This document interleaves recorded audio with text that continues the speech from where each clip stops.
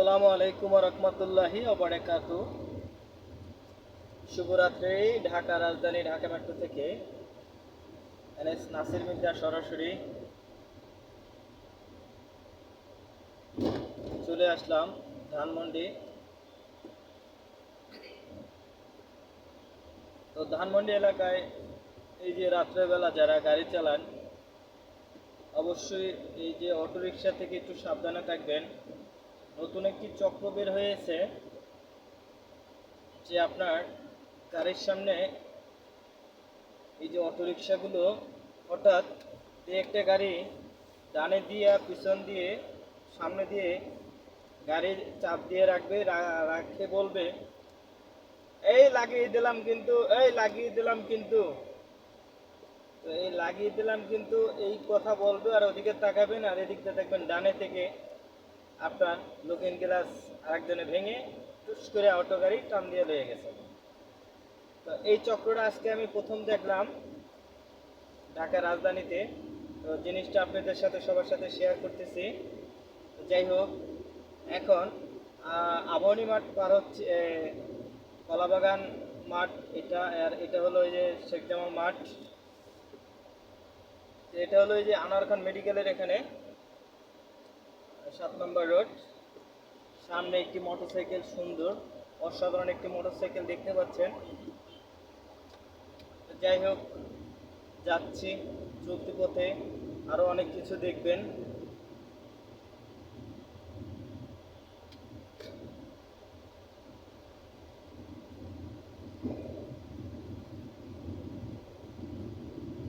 ব্যস্ত রাস্তায়, ব্যস্ত শহরে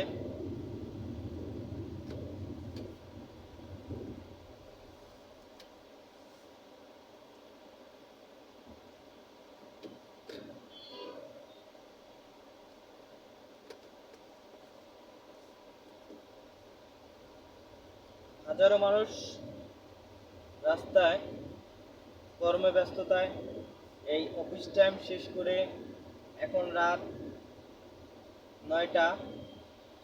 তো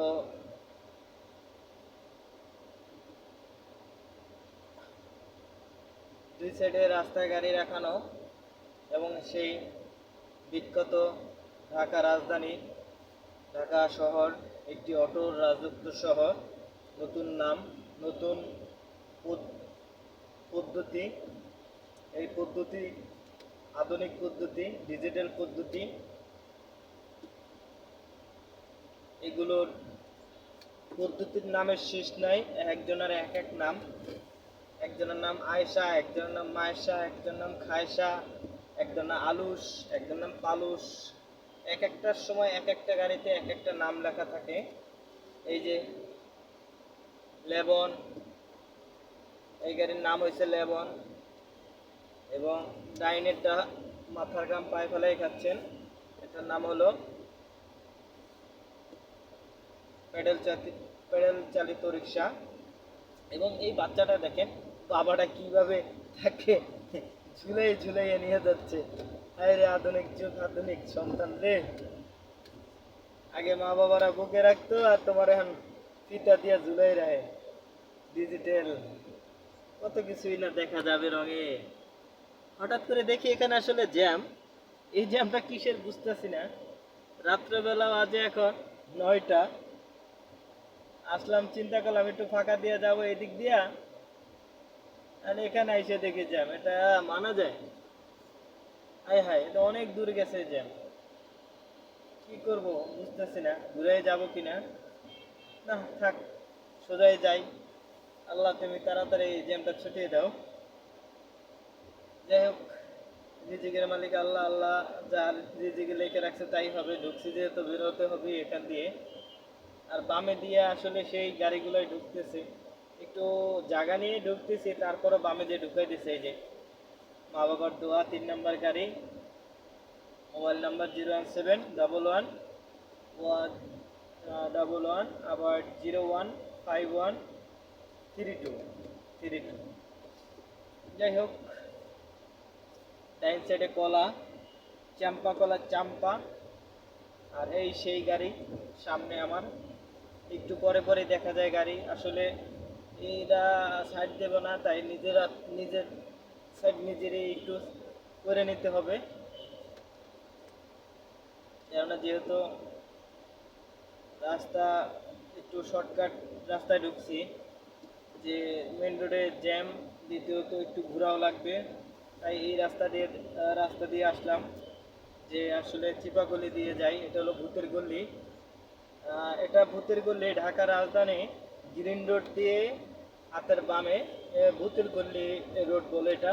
এটা দিয়ে আপনি সোনারতরী টাওয়ার, বাংলা মোটর, তারপর আপনি কারণ বাজার, এইসব রাস্তা বের হতে পারবেন। তারপর হাতে ডাইনে দিকে গেলে কাঁটাবন। তো সামনে একটা ভ্যান গাড়ি, আমি বুঝতে পারতেছি আমার বুকটা একটু ব্যথা করতেছে বাম সাইডে, আসলে কথা বলতে একটু অস্বস্তি বোধ করতেছি। যাই হোক, বুকে ব্যথা হয়তো গ্যাস্ট্রিকের, বাম সাইডে প্রচন্ড বুকে ব্যথা করতেছে, হঠাৎ করে বুঝতেছি না কেন।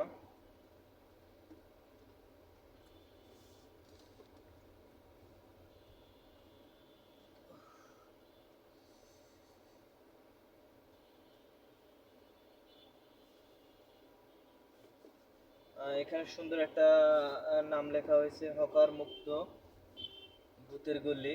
এই যে ডাইন সাইডে মসজিদের সামনে একটি জায়গা বিশাল খালি পড়ে রয়েছে, সেই জায়গায় দোকানপাট বসিয়ে দিছে। চায়ের দোকান, মাছের দোকান, সবজির দোকান, যত দোকান আছে সব দোকান ওই ভিতরে দিয়ে দিছে। এটা একটা এই মসজিদ কমিটি, এই এখানে যারা দায়িত্বে আছেন তারা এই দায়িত্বটা নিয়েছেন, আমি যতটুকু শুনেছি। তো এখানকার কোনো রাস্তায় হকার বসতে পারবে না, হকারদের জন্য স্পেশালি এটা সুন্দর একটা সামনে একটু জায়গা, যে এখনো ফ্লাড হয়নি অবশ্য, তাহলে এত বড় জায়গাটা পড়ে রয়েছে এখানে এই সবগুলির ভিতরে। যাই হোক, মানে হকারদের জন্য ভিতরে কিছু দোকানপাট দেওয়া হয়েছে, মানে সব ধরনের মাছ, সবজি, তারপর আপনার চায়ের দোকান সবই আছে এখানে। যাই হোক, যাচ্ছি আস্তে আস্তে, সামনে গাড়ি, কথা বলতে একটু দম নিচ্ছে আসলে। হঠাৎ করে দেখি বুকে ব্যথা, বাম সাইডে বুকে কামড় দিতেছে। আসলে ঠান্ডাটার কারণে এই অবস্থা, ঠান্ডার কারণে এই অবস্থা। একজন বলতেছে যে ভাই একটু আমাকে আগে যাইতে দেন, আমি নতুন। আমি বললাম ঠিক আছে যান, তাই ওনাকে যেতে দিলাম।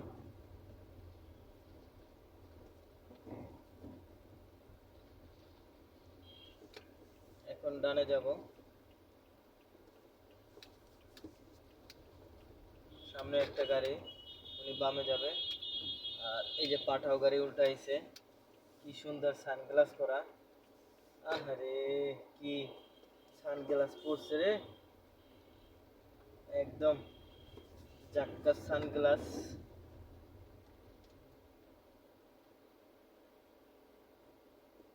আসলে পথচারী পারাপার যারা রাস্তা পার হয় অবশ্যই তাদেরকে একটু সাইড দিয়ে রাস্তা পার হইতে দিতে হয়, কেননা সবারই তারা থাকে, সবারই ব্যস্ত থাকার ভিতরেও অনেক সময় অনেক কিছু হঠাৎ করে একটা বিপদ হতেই পারে গাড়ির সামনে।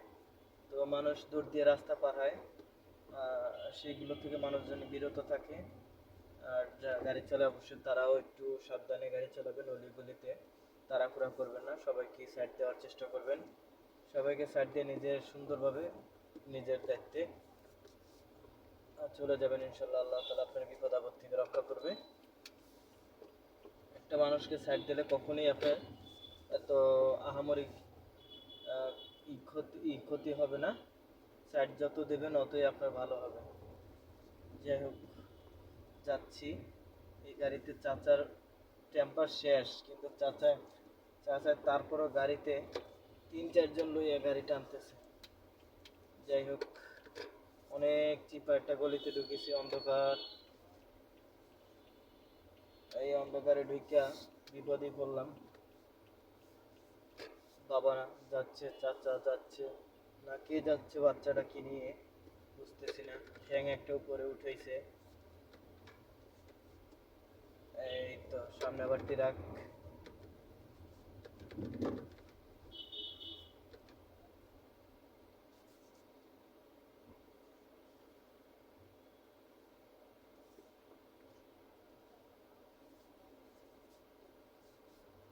মামা এবার বিক্রি করে।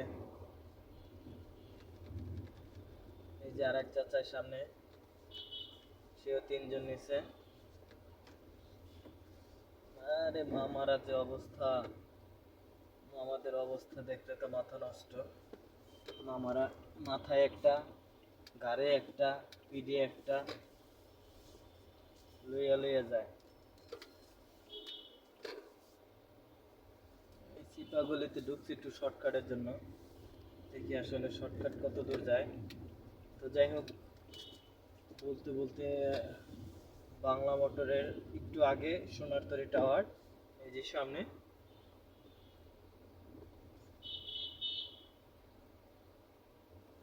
সোনারতরী টাওয়ার চলে আসলাম। সামনে একটি ছোট গাড়ি। এখন দেখি যে গাড়িটা আসলে ছোট না, ছোট্ট একটা পিকআপ গাড়ি।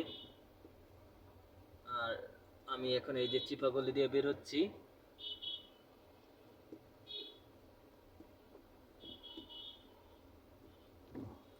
রাস্তাটা একটু ভাঙাচোরা, দেখে শুনে যেতে হবে। একদম চিকন একটি গলি, একটু 19-20 করা যাবে না, একদম 18-তে 18-তে যেতে হবে, নাহলে 20-এ 20 যেতে হবে, 19-20 করা যাবে না।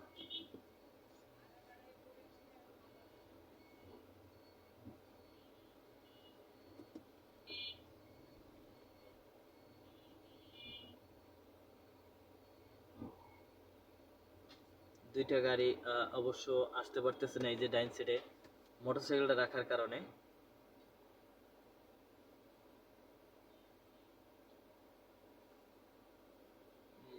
কি যে করবো আসলে বুঝতেছি না। ওই দুইটা অটো গাড়ির জন্য যদি আমি এখানে দাঁড়াই, সেই ক্ষেত্রে কি যেতে পারবে? দেখি একটু চেষ্টা করে দেখি। চেষ্টা করতে তো সমস্যা না, একটি বাইক রাখার কারণে এখানে জ্যাম লেগে গেছে আসলে। আমি মনে করি যে আমি ওনাকে সাইড দিয়ে দিলে ভালো হবে। সেক্ষেত্রে ওনাকে আমি সাইড দিই, উনি আগে যাক। উনি মনে হয় রাইট পাঠাও চালাচ্ছেন, তাই একবার নিচে তাকায় একবার সামনে তাকায়, এর জন্য আসলে সাইডটা দেওয়াটাও ঠিক হয়নি। তুমি যদি নিচে মোবাইলে তাকাবা, তাহলে আমার কাছে কেন সাইড পাবা? যাই হোক, তারপরে সাইড দিলাম। যেহেতু উবারে চালায়, যাই চালাও, উবারে চালাও আর যে চালাও পেশাদার, তো যতটুক আমার স্যাক্রিফাইস করার আমি অতটুকুই করলাম ওনাকে। জানি না উনি কি করবে।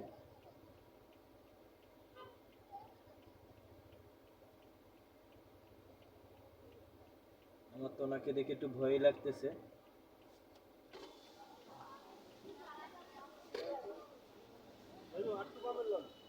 একটু বামে লমু, এত সাইড দিলাম তারপরে করলেন না। না মানুষ, আপনার মানুষ সাইড সাইড দিবে না, আপনাকে সাইড নিয়ে নিতে হবে। এগুলো আম পাবলিক, বুঝছেন না? জান